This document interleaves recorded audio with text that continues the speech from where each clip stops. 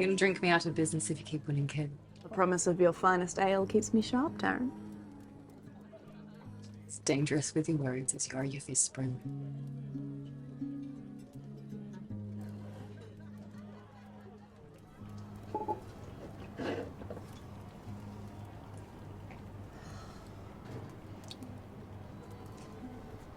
Does your mother know that you slum it with the rabble most nights? Or does she think you're tucked away safely in your rooms, not endangering the future of the realm by being so reckless with your life? You don't often see LGBTQ stories in a medieval setting, so I loved that fantastical element to this. I love that the guard was a female, sort of gender bending what most likely happened in the medieval times. I don't believe that there were female guards, but I like that we're having that representation in this film. I thought that was really cool. I thought the chemistry between the actresses was really good. I could really believe their connection and their building tension between them. I liked the music, and I thought the use of the music in this worked really well to set the mood and ramp up the passion in certain scenes.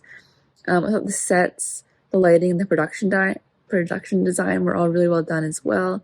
Also setting the tone and the mood for this passionate relationship that forms in this film. So I thought it was really well done. I love the fantasy medieval times element to this. It was interesting to have this sort of time period conceit around a queer love story. Usually these type of settings are dominated by very antiquated ideas about gender or race. I thought the piece sort of just sidestepped it to tell its own story, which I thought made a lot of sense, while still also obviously having the contextual dynamics of why their love would be forbidden within this context. I thought the piece had a good visual approach that I thought made the excuse me, made the narrative give a sense of scale, even though it was all playing out within the bar setting. I thought it had a very moody approach that matched the sort of production design and the costume design that I thought was effective. And I thought the leads did a good job of sort of both staying true to the time period while also feeling like it was sort of a modern and a futuristic feeling take, given the visual